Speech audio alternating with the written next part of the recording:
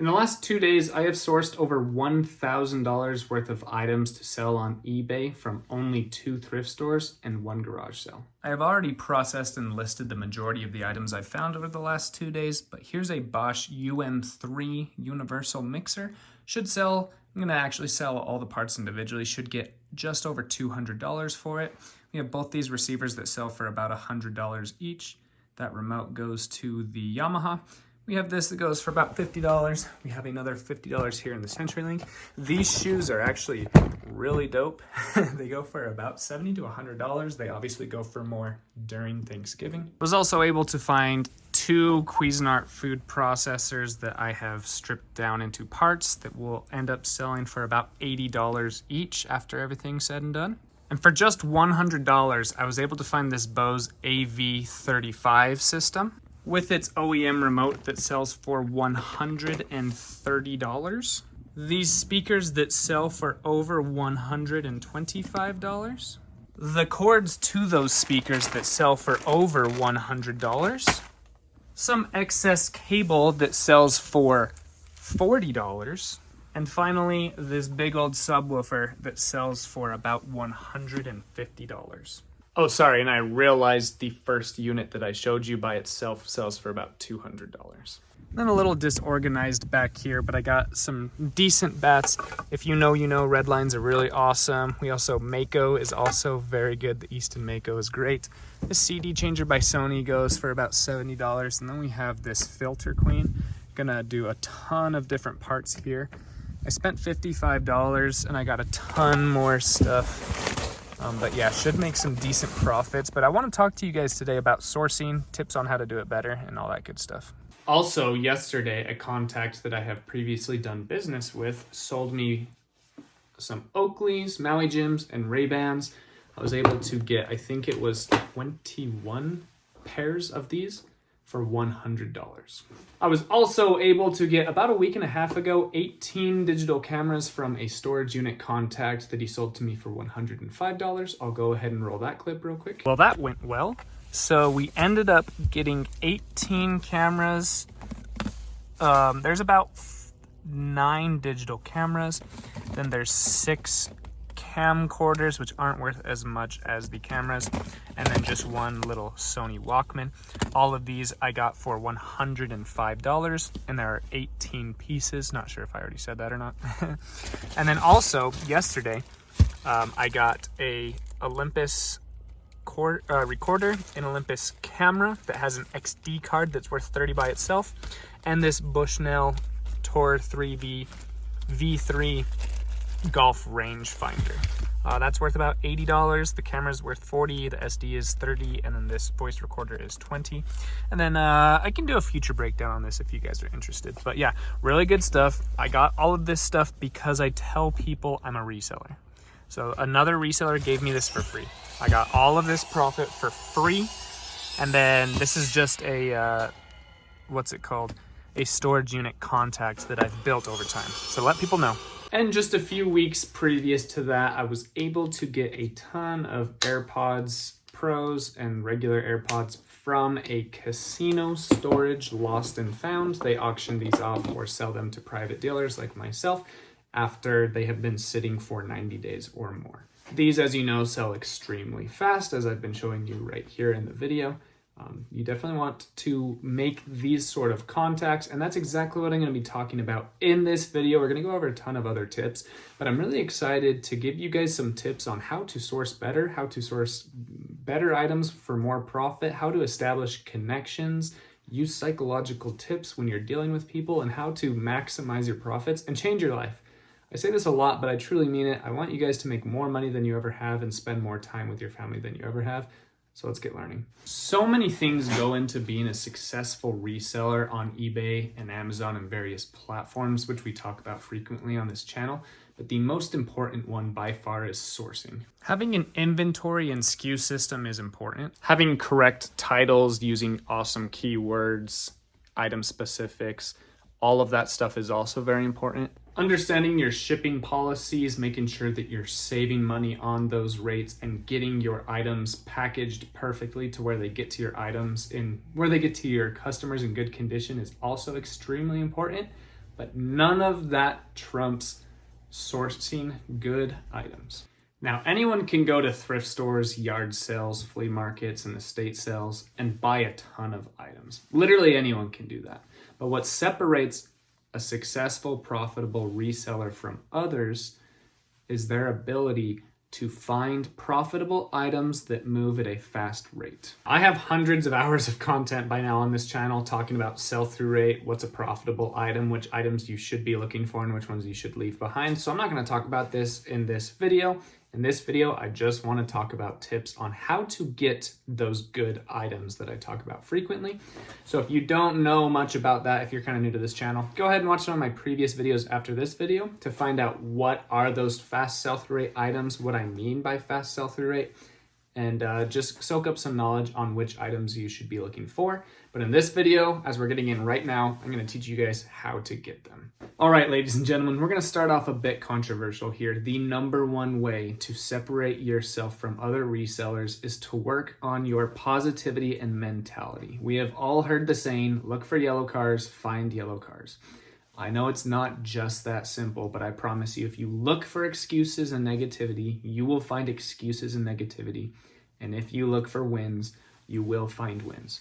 Now, part of that is understanding what is best and what is worse in your area. Let's talk about the fundamentals of sourcing in the reselling community. There's about 4, and then there's a ton more after that. But principally, we have garage sales, we have thrift stores, we have estate sales, and we have flea markets. It is important for you to understand your area. You may be in an area where Goodwill is charging $19 for beat up Vans shoes. You may be in an area where it is cold 9 months out of the year. Garage sales are maybe only 3 weeks, and then it's back to cold weather right again. So yard sales aren't always the best. You may be in an area where flea markets charge you to get in, and then all of the flea market vendors are kind of out of their minds when it comes to pricing. There's tons of obstacles that stand in front of you, but you have to identify what are the weaknesses of your area and then find out what the strengths of your area are. But here's where it gets difficult for the majority of people. A lot of people identify the weaknesses of their area and then just write them off completely and continue to complain and say, my thrift stores suck, my yard sales suck, my flea markets suck, the estate sale companies suck. But there is always opportunity when you are looking for yellow cars. All right, let's talk about yard sales and garage sales. I've heard just from my subscribers and kind of from the community that this is people's kind of favorite way to source. There's many reasons why. I think one of the best reasons why people like this method of sourcing the best is because you're actually able to get a ton of product for very, very, very cheap. There are a ton of yard sales that people don't want to move their stuff and they want to get top dollar. You just need to avoid those ones completely. Once you get to them, just move on to the next one. But the majority of yard sales, people are just trying to get rid of their stuff and they're willing to do so at a very cheap rate. But there are a ton of psychological things that you can do to arm yourself to get the best prices possible. And that's what I want to talk about in this video. So the first thing that you want to do is your approach to a yard sale. And I'll talk about putting together a yard sale route later, but once you're actually at the yard sale, as you're walking up, you want to present yourself in a very friendly and positive manner. This is going to break down walls for people, so that way they're going to psychologically just give you better deals and get you cheaper prices on your inventory. I want to talk about later in the video, or possibly another video, that you want to kind of pay up at flea markets because you're establishing relationships. But at yard sales, you're most likely never going to see these people ever again. So you're just trying to get the prices for as cheap as possible. As I am approaching each individual yard sale, I am trying to gather information to find out who is the actual owner of the yard sale and who's going to be making the final decisions on the prices. And then I'm going to say something about the environment, the way they look, or what they're wearing, that I can make a small icebreaker joke to get them aware that I am there and to get them on kind of a laughing or friendly note, so that way we can make deals later on. I've learned this honestly a lot from just watching my dad growing up. He's a very talented salesman, and then just from a lot of different psychology books of selling from major billionaires.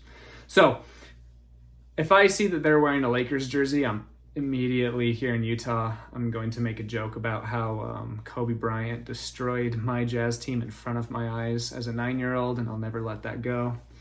If I'm seeing that they're wearing an Eagles jersey, I'm going to make a joke about how they, the brotherly love push that's going on in the NFL right now. They talk about that with the Eagles. If they have if the weather is better than normal, we're going to talk about that. If it's worse than normal, we're going to talk about that. And then if you can somehow pull off a political joke that serves both sides of the fence and can get both sides of the fence to laugh, that's the best way to break into a yard sale. The next thing you're going to do is you're going to immediately identify something very cheap. You may not even want to buy it, but that's okay. If you want to buy it, it's a bonus. But the first thing I do is I make sure that I can see that something is 25 cents or 50 cents or $1. And I say, how much is this? And when they say $1, I'll say, I'll take that. Can I start making a pile? They get that first initial yes, which is very psychologically treating to them. So they're going to just subconsciously enjoy giving that yes and hearing themselves say yes to a friendly person. Then you're going to go make your pile. Then you're going to start gathering the things that you actually want, and you're going to be able to ask for deals because you've already gotten one yes. And then if you find another very cheap item that you can get a second yes on, ask them how much it is, get that second yes, go put it in the pile. Now you're going for that receiver or that golf club or that painting that's worth a ton of money. Now you can really start negotiating because you have that yes momentum with them. Another tip that you're going to want to do is you're going to want to look for cameras. I have a ton of cameras here. Let me grab one. Okay, so we got a digital camera here. I'm going to ask them how much it is. The typical response is going to be $10. This is worth much more than $10. So I'm willing to pay $10 for this if they're going to drive a hard bargain. If they say 20 or 30, I automatically know we're most likely just not going to make a deal on this because they want a ton of money for something at a yard sale and they're not going to budge anyway. But if they say $10 on this, we're in a good spot. So I ask them how much. I remain silent and I do not give the first number. It is very important that they give the first number so you can start your negotiation tactics from there. If you start with the first number, a lot of things can crumble. So you ask them, they say $10. The first thing you're going to say is, does this come with a charger? It doesn't. It clearly doesn't. But you're going to ask and you're going to say, does this come with a charger? And they're going to say no. And you're going to remain silent. Sometimes it can be a little awkward. Sometimes this takes a little bit of practice.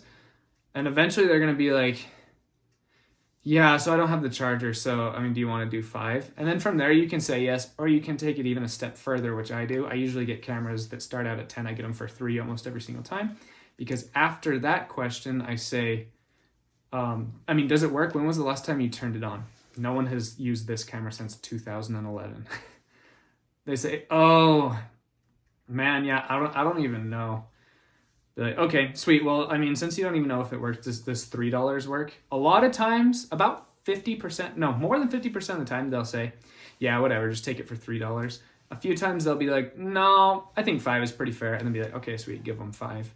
But using those tactics, you're able to get things a lot cheaper. You're able to do the same thing with a lot of different items, especially electronics. It's a pretty basic and popular method, and that is bundling. You definitely want to make sure that you are bundling and that you are asking how much each individual thing is as you are bundling them and putting them in your pile. So if you're going through, you've already stacked your 1 or 2 yeses, then you come to your third item, you ask them how much this is, it's $5, you gotta remember that. The fourth item, oh, they want 10 for that, you gotta remember that. You get a few more items, and then you go over and you count it out for them. And you say, okay, sweet.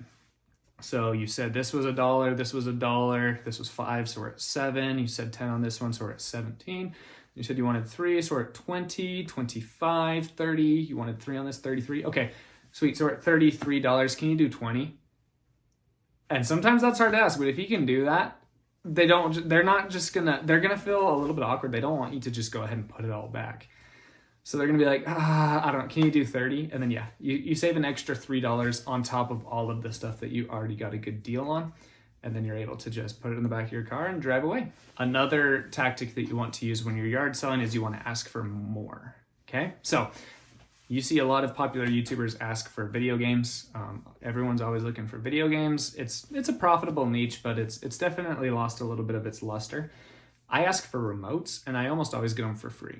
So I'll say, hey, do you guys have any like Roku remotes you're not using anymore? Or maybe some some old Sony, things like that. Really any remote. I'm sure you have a junk drawer inside, and they'll be like, oh yeah. And they go out, they bring them out, and then I say, oh, how much do you want for them? Almost every single time they'll say, you can just have them.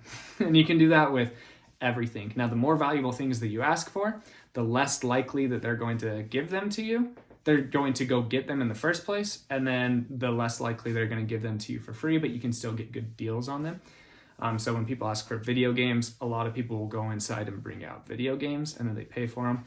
But I do this with remotes, with cameras. My dad does it with coins all the time. He's gotten a ton of coins for a very cheap rate and even free, just because he asks for them. It's like, hey, do you guys have any cool coins, even pesos or World War coins, things like that. And a lot of people will just bring it to you and give you what you want. Another tactic that you can use, and you can kind of filter through all of these little tactics, see what works best for you in your area with the culture of your town or your city, and kind of what works best with your personality.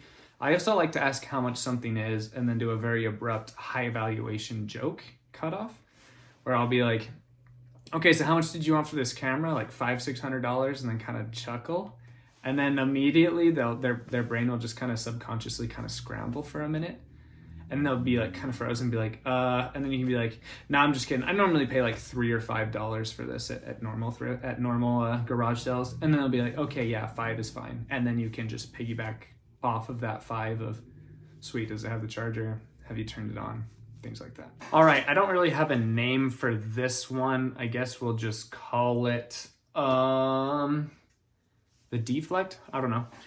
You want to find an item that you really want, say this golf club, for example, and you know that it's going to be a bit pricier just because, it's a tailor-made 3-wood. It's it's not super new, but it's not old either. So this goes for about $60 on eBay. So I definitely want to be able to buy this as cheap as possible.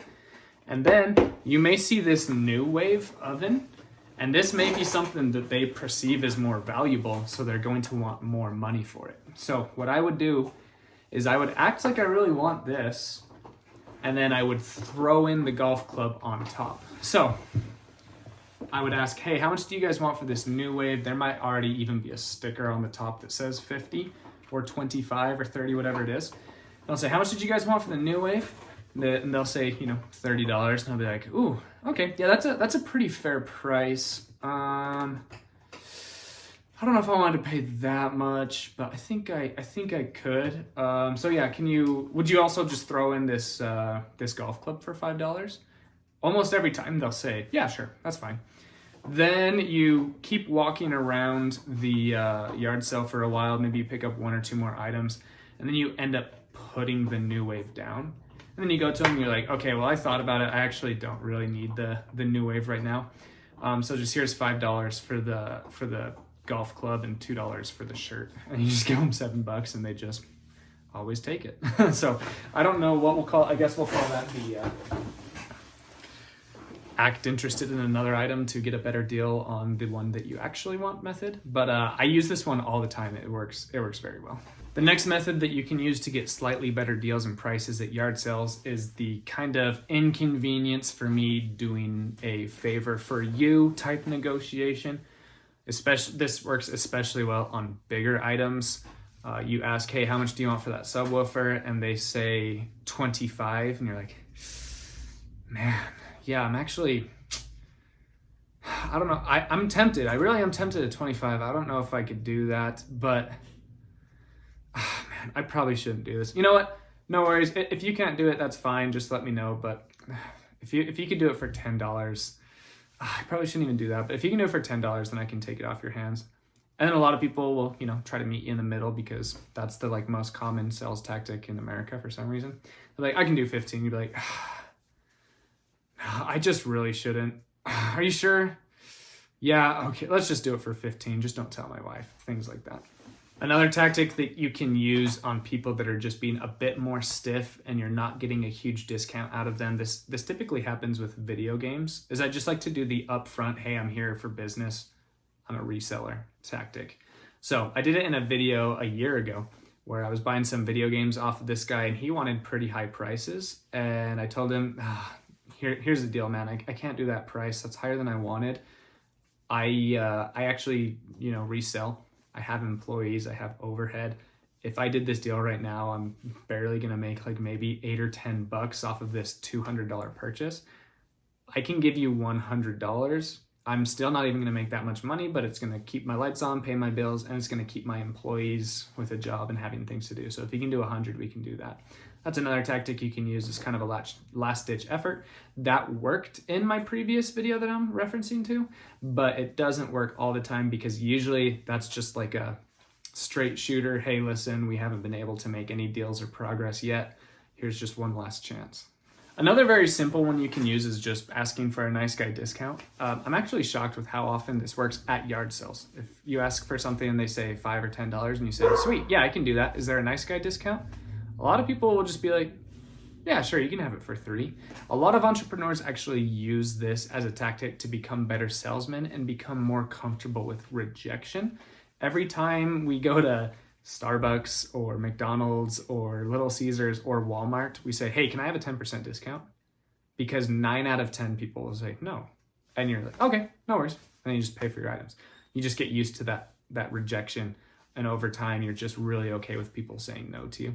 And that's one of the biggest tips as well, too. Even after all of these negotiations and tactics that you guys use, a lot of times people are just going to say no. You're just going to have to be okay with that and just keep rolling. Oh, it's cool. It's all right. I'm going to, save 40 to 80% on all of my product over the course of the year. And I'm going to get told no 5 to 40 times. I just have to be okay with that. All right, with yard sales, you're also going to need a good route so that way you stay organized and you're able to get as much product as possible. And just like everything, early bird gets the worm. You shouldn't feel bad about pulling up on people as they're setting up and saying, hey, and I'm a little bit earlier, you guys just setting up, you mind if I look around? The majority of people are just going to say, yeah, go ahead, start looking around. You want to be the first one to the best yard sales. Every Wednesday, I start to look on Facebook Marketplace for yard sales and estate sales, and I start making a list of all of the new ones popping up. Thursday night, I do it again to make sure I know all of the ones that pop up for Friday. And then Friday night, I do it again to see the ones that pop up for Saturday. And then after I go to the first several yard sales at about 10 o'clock, I refresh it again on Saturday morning, because a ton of other ones pop up because they just decided last minute to do it or they forgot to post until that day. So you want to be utilizing Facebook Marketplace. You can just type in yard sale, go through, and estate sale, and go through and find all of those. That's how I create my route. My area isn't like big enough to use like all the popular apps. People don't really know about them. So every time I search yard sales in my area on those apps, I sometimes find one, but when I hop onto Facebook Marketplace, I'm able to find, the 5 to 15 that are usually in my area each weekend. All right, guys, there's still even more tips on how to get things for a good price at yard sales that I'll talk about in other videos. I was going to talk about thrift stores and flea markets and making contacts with people, but this video is already like 30 minutes long. So I'll just go ahead and I'll make a part 2 later. Let me know below what you guys want to hear about first. Do you want to hear about how to get the best deals at thrift stores, at flea markets, or do you guys want to know how to start making better contacts with people that do storage units and things like that? Let me know in the comments below. But I really hope these tips help, and I'm excited for more in-depth sourcing videos to help you guys out. And if you want to see all of these tips in action, go subscribe to JRide Picks, where I will be sourcing inventory for my eBay business.